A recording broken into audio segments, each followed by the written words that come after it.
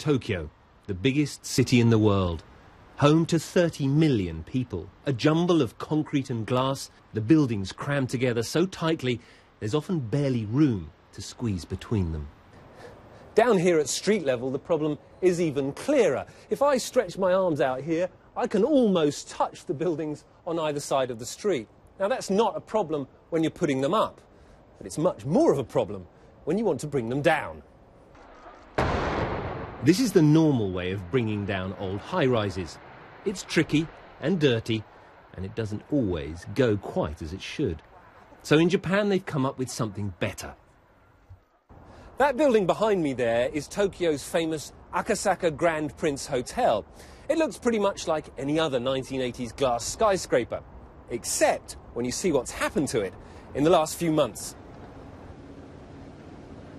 The once swanky Akasaka Prince is finding new fame as Tokyo's amazing, shrinking building. From inside, it's even more dramatic as the building is lowered on massive jacks. But from street level, many don't even notice. Really, says this woman? I didn't realise. Oh yes, says this woman. I have a photo of what it used to look like. It was much taller. The company that's developed the system says it's cleaner, safer, and more environmental. In Japan and many big cities like Hong Kong, Singapore, and in the US, there are many towers over 100 meters that will need to come down. In this way, we can do it safe and clean.